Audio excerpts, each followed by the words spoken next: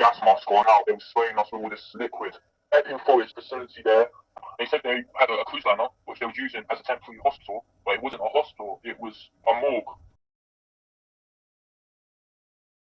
And today we have a disturbing revelation from a whistleblower, ex-military, about the pandemic, what they were doing with the bodies during the pandemic, transporting the bodies around the streets using the military and plane trucks. This is a story that could have implications on the government and the military, and many of the personnel that were involved are too afraid to speak about it. But we have managed to secure an interview with one of the personnel involved. It's an incredible story. I've looked online and I've seen stories of hospital overspills on ships, but I've never heard this story about morgues actually transporting bodies and dummy dead bodies onto ships at Tilbury in Essex, but possibly in other locations. We've got an interview that I'm going to play you from the whistleblower. I'd like to know what you think, or if you know anything about this, or involved in that operation. Let's go over now to Peter, not his real name, but to hear what the report is. It was in 2013 that I walked into a recruitment centre while I was living in London, and they helped me with the application, and before I knew it I was in the military. And then we was on parade and doing a briefing, and then they said, a lot of you are going to be on special exercise, a lot of you are going to be on in-base,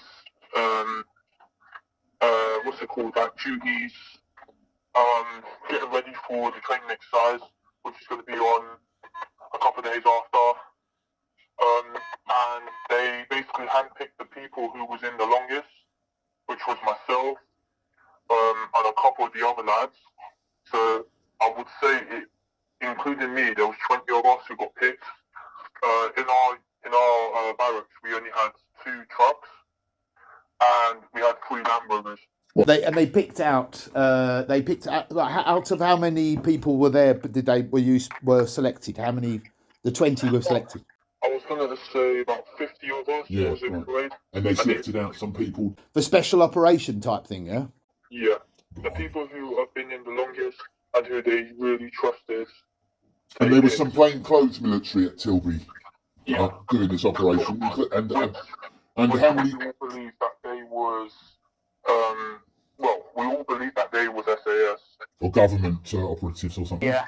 And did you actually? Yes. Did you actually see bodies, like the dead body? Did you actually see that? I saw one. Yeah. You saw one, yeah. And we opened the body bag because we had a clipboard with all names, and we had to check the tag to see if it was in there. And then we unzipped it, and there was actually an old man in there with his eyes still open. During COVID, they got all the reserves out.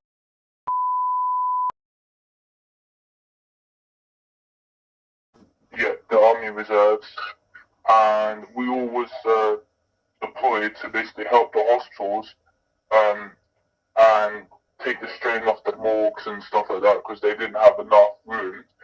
A lot of the army medical corps was driving the ambulances around, and our job was to drive the trucks down from London all the way down to Tilbury to the docks and put all the beds on this cruise liner. And that was going to be a temporary morgue for the bodies. And later on, about a month after, they ended up getting all these white vans coming down, white private ambulances, where they then had to start loading all the bodies on.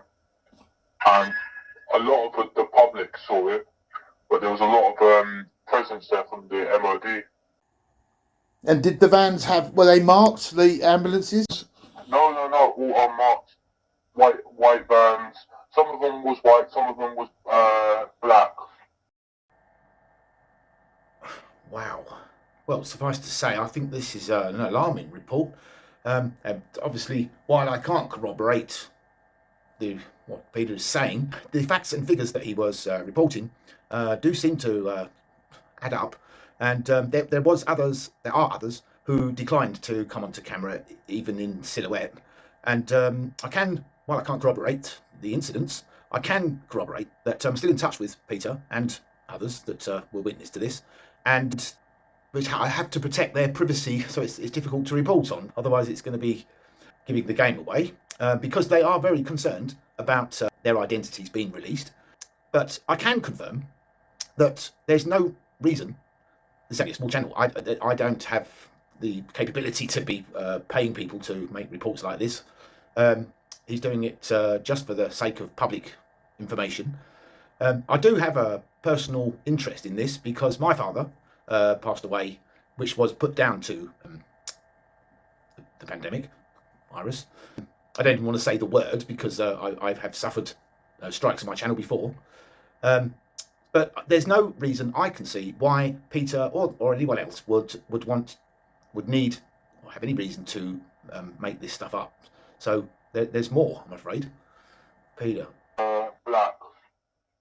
And they were taking the COVID victims out of the hospitals and then putting them on ships at... Only one, I think it was hang on.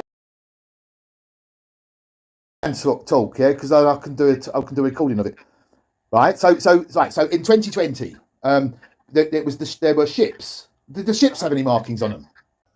No, just a pure white ship. Just a pure white ship. And then where did they take the bodies after? We got no idea. We just done that.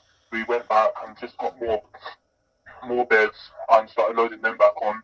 I know the Royal Logistics was there. I think it's Royal Logistics or Royal Engineers, one of the lot.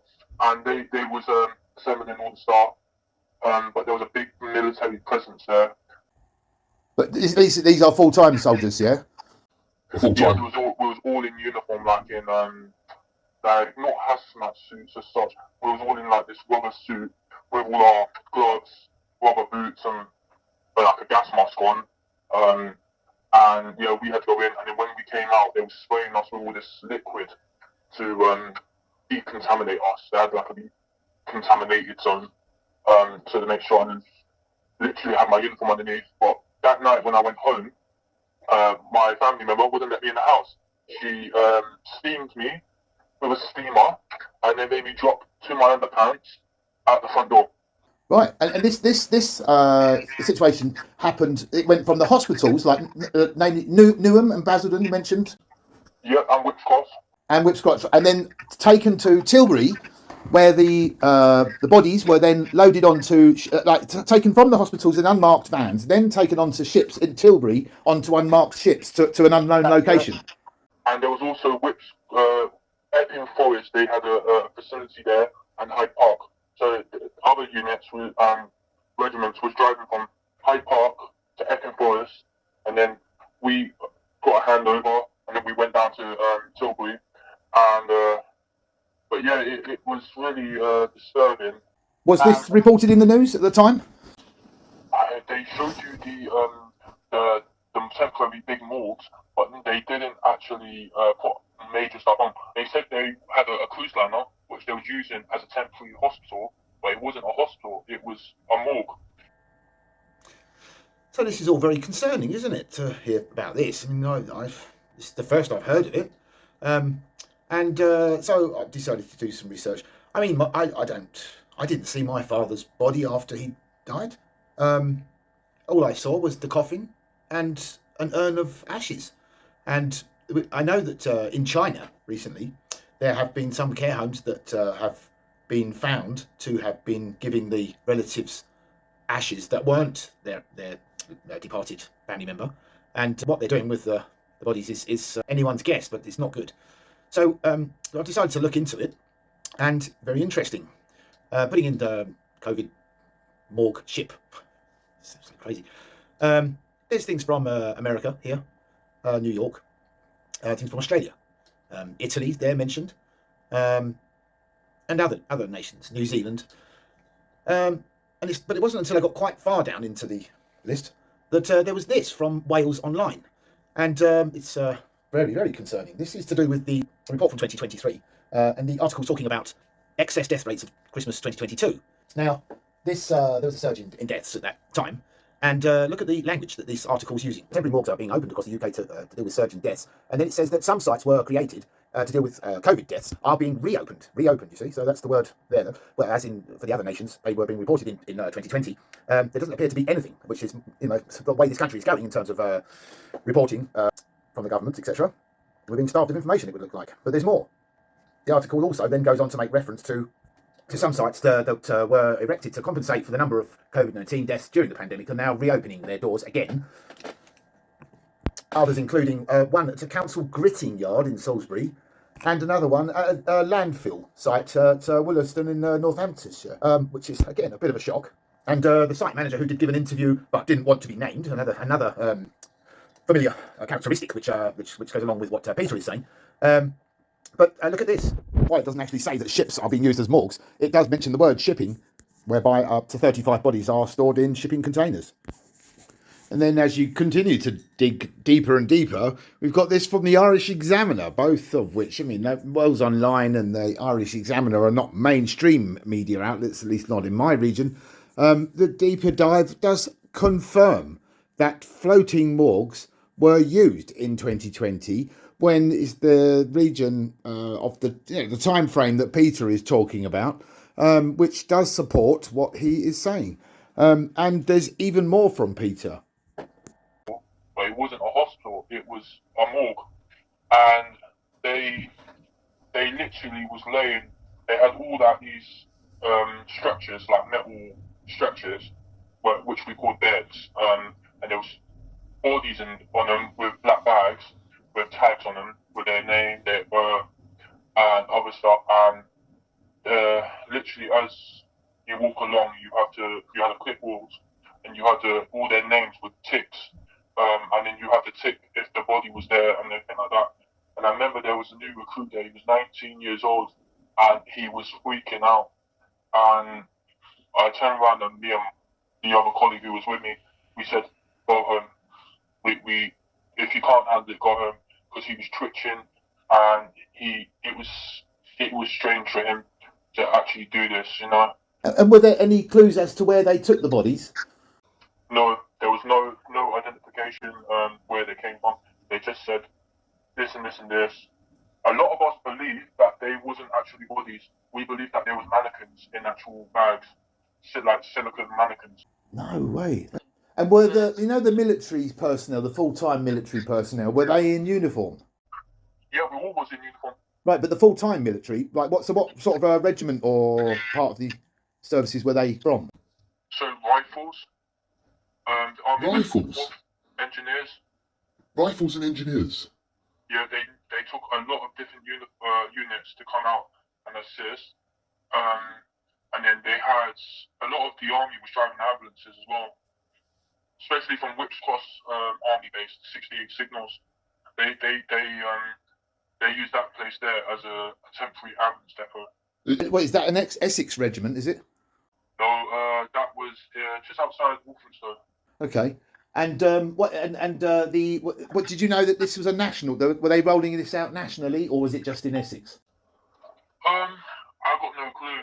Yeah. I think it was all over. There was a feeling of classified operation about this. Yeah. And I don't And like it was Boris Johnson, who was, the Prime Minister at the time. So I think he probably must have ordered it in. I mean, there's huge respect to this guy because he had another family member there as well, and another person who didn't want to go on the camera, but they are sticking their necks out by bringing this information to you. And I know that there's others out there. There are other people who would be associated with this. It always amazes me how these alleged conspiracies rely on so many people to pull together to make the lie work. As I said before, the reason I'm particularly interested, and I feel that you should be particularly interested because it could be your family member, but my father passed away in Southend Hospital, and there was revelations here about Southend Hospital as well in 2021. So there's more from Peter. I would say to you that if you have got any information, it won't even get asked. Your details won't even get asked for, let alone revealed. But you can contact me, alaudit, that's ALaudit, AUDIT3 @gmail.com. If you want to reach out and pass on some information of anything you've seen or know about, let's get it out there. Because the Official Secrets Act is only valid if it is first of all, not criminal, and secondly, if it's in the interests of the nation. If it's just covering up, and you'll know if it's a lie or not, and if they're just trying to cover something up, the Official Secrets Act does not apply in those situations. So you have got nothing to fear, and especially like if you're not identified, it cannot be a problem. So please, if you have got any information about this story, I would be more than grateful to hear. As I say, I'd like to know what happened to my father. I'm not a doctor, I'm not a scientist. I can't disprove or prove if he died of COVID. I don't think he did. I think it was the stroke and probably something else. But that's what it is in black and white now. My father died of COVID. No, he didn't. And this story really just supports the suspicion that I've always had, and that many people online have proved, and some of which have been closed down. Let's try to get our stories together. Yeah, go on. Southend Hospital 2021. Yeah. There was a lot of COVID things happening in there. At the time, I was a security officer in there, and so yeah, in 2021, during the COVID, the 2022, they hired quite a lot of security guards in to watch patients. Also, there was a room at the end of the corridor which was full of bags, handbags, duffel bags, evidence bags of people's belongings in there. This is Southend Hospital. Yeah, Southend Hospital. And I remember that it was a bit strange when we was getting payments. We was getting paid by our agency, and then we was getting paid by the NHS to more or less be quiet about what we saw. Right, and what happened with the camera? Well, I've got a habit of leaving my camera on when people talk to me, and when you're watching a person with mental health, so it's safer to have on in case anything happens. So I had to patrol up and down this corridor, and the body cam would have showed that there was a room full of everything in there, from clothing to bags, full of stuff, and only certain members of staff went in there, and they locked it with a key, and a lot of relatives came in, and they was arguing with the nurse station because a lot of their jewellery was getting missing and it was stolen. Oh my God! And did they try to destroy your camera or something? Yeah, they smashed my camera. They smashed when I finished my shift and I put it back in, they stamped on it when I walked out.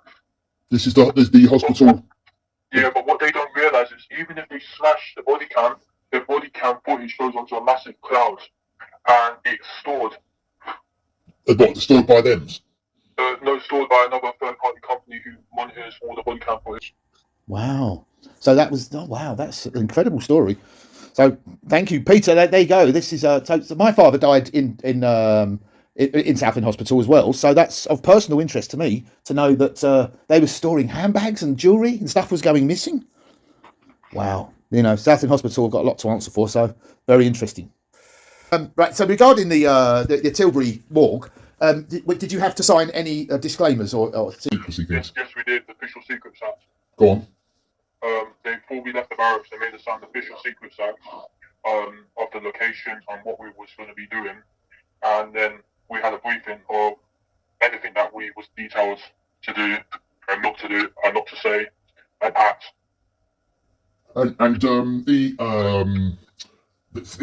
That's unbelievable. You're territorial. You're in the territorial one, so it's not the full services, and you're being asked to sign waivers for secrecy. Yeah. This is a shocking. That's absolutely amazing. Shocking, very shocking. I wonder how many. Could you estimate how many bodies were taken on your watch? Quite a lot. Go on. I want to say a good couple 100. And that's just, and that's presumably it was done on a shift basis, so it could have been many thousands type thing, maybe. Yeah, 12-hour shifts. And then we got relieved after that. And how long do you think the operation went on for? I think it was carrying on all during COVID. Yeah, and maybe it could even be ongoing now. Yeah, I believe so. Right, that's incredible. So we'll have to. Yeah, so that's. Thank you very much, Peter, for that. Yeah, thank you to Peter, and thank you to you for watching and listening. Please like, subscribe, comment, share, as any interaction does help the channel grow and get this story out there. And again, if you have any information or know of anyone who may have any information about this, please do use that email, alaudit3@gmail.com, and share your stories, because it's important. It's important for national security. So let's stay safe and keep going, and may peace be with you always.